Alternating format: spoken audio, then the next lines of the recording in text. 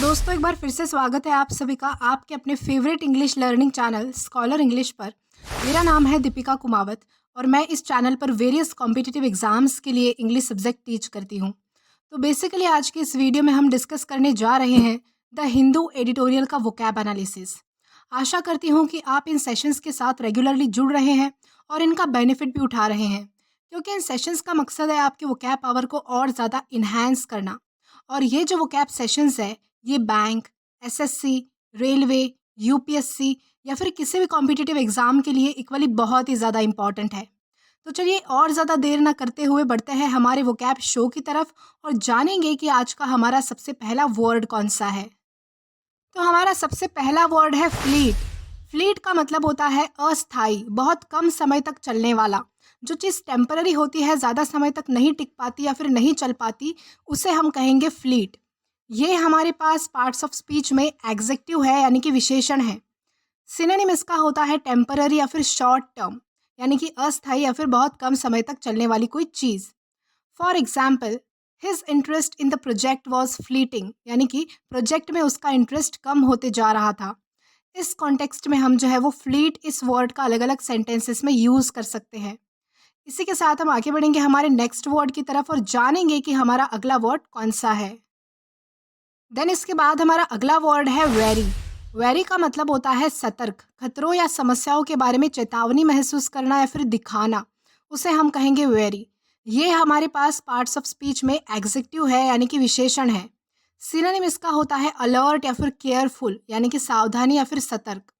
For example, travellers are advise to be wary of pickpockets, यानी कि यात्रियों को जेब कतरों से सावधान रहने की सलाह दी जाती है। इस कॉन्टेक्स्ट में हम जो है वो वेरी इस वर्ड का अलग अलग सेंटेंसेस में यूज़ कर पाएंगे। देन इसी के साथ हम आगे चलेंगे हमारे नेक्स्ट वर्ड की तरफ और जानेंगे कि हमारा नेक्स्ट वर्ड कौन सा है। देन इसके बाद हमारा अगला वर्ड है पेनल्टीमेट। पेनल्टीमेट का मतलब होता है अंतिम से पहले, यानी कि लास्ट सेकेंड, उसे हम कहेंगे पेनल्टीमेट। ये हमारे पास पार्ट्स ऑफ स्पीच में एग्जेक्टिव है, यानी कि विशेषण है। सिनोनिम इसका होता है सेकेंड लास्ट, यानी कि अंतिम से पहले, यानी कि आखिरी से पहले वाली कोई चीज़। For example, the penultimate step is to add a pinch of salt to enhance the flavour, यानी कि स्वाद बढ़ाने के लिए किसी भी चीज़ में अंतिम चरण एक चुटकी नमक डालना है। इस कॉन्टेक्स्ट में हम जो है वो पेनल्टीमेट इस वर्ड का अलग अलग सेंटेंसेस में यूज़ कर पाएंगे। तो चलिए इसी के साथ हम आगे बढ़ते हैं हमारे नेक्स्ट वर्ड की तरफ और जान लेते हैं कि हमारा नेक्स्ट वर्ड कौन सा है। तो हमारा वर्ड है सियर। सियर का मतलब होता है झुलसा देने वाला, यानी बहुत ज़्यादा गर्म होना, उसे हम कहेंगे सियर। ये हमारे पास पार्ट्स ऑफ स्पीच में एग्जेक्टिव है, यानी कि विशेषण है। सिनोनिम इसका होता है स्कॉर्चिंग या फिर ब्लिस्टरिंग, यानी कि बहुत ज़्यादा गर्मी या फिर बहुत ज़्यादा गर्म होना कोई चीज़।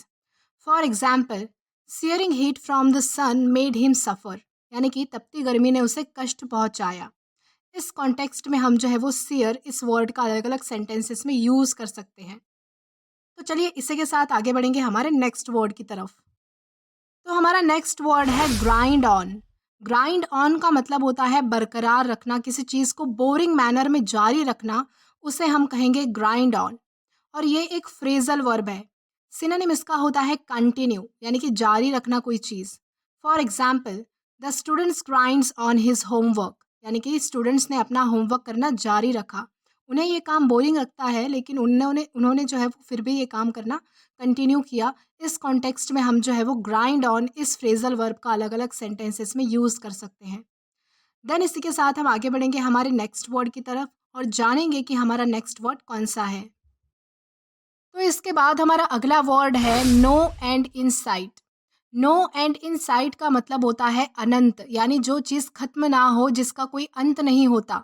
जो चीज़ बहुत ही लंबी होती है या फिर एंडलेस होती है, जो कभी ख़त्म नहीं होती, उसे हम कहेंगे नो एंड इन साइट। और ये एक ईडियम है। सिनोनिम इसका होता है एंडलेस, यानी कि अनंत, कभी ख़त्म ना होने वाला।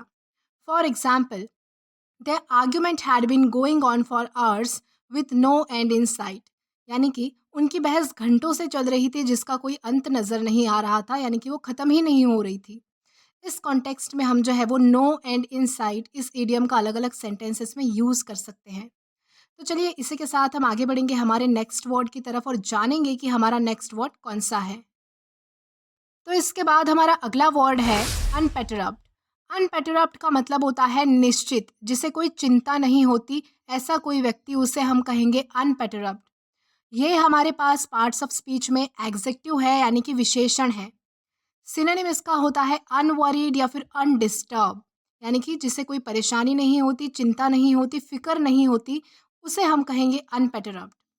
For example, he played each move uninterrupted and confidently, यानी कि उसने हर चाल बिना विचलित हुए और आत्मविश्वास के साथ खेली। इस कॉन्टेक्स्ट में हम जो है वो अनपेटरप्ट इस वर्ड का अलग अलग सेंटेंसेस में यूज़ कर सकते हैं। तो चलिए इसी के साथ हम आगे बढ़ेंगे हमारे नेक्स्ट वर्ड्स की तरफ और जानेंगे कि हमारा अगला वर्ड कौन सा है। देन इसके बाद हमारा अगला वर्ड है कैप्टिव। कैप्टिव का मतलब होता है बंदी बनाना, किसी को कैद करके रखना, बंद करके रखना, उसे हम कहेंगे कैप्टिव। ये हमारे पास पार्ट्स ऑफ स्पीच में वर्ब है, यानी कि क्रिया है।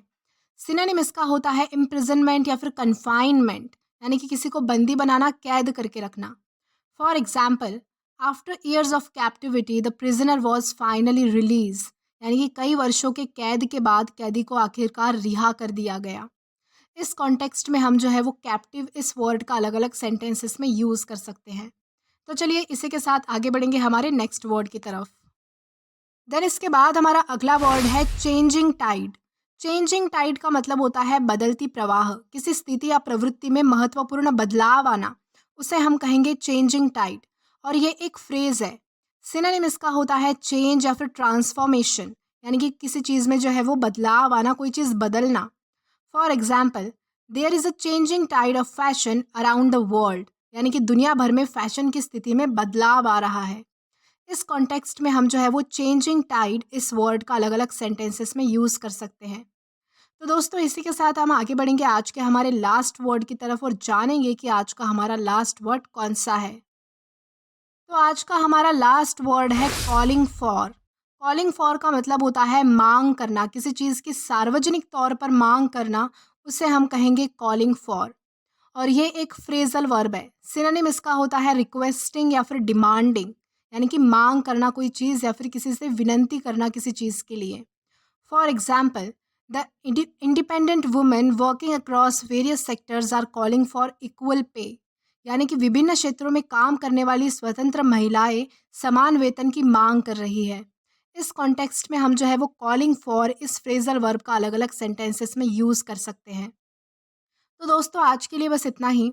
अगर आपको वीडियो पसंद आया हो तो do like this video, subscribe the channel and share as much as you can. और अगर आपने इससे पहले वाला वीडियो नहीं देखा है तो आप यहाँ पर क्लिक करके वो पहले वाला वीडियो भी देख सकते हैं। Till then keep learning. Thank you.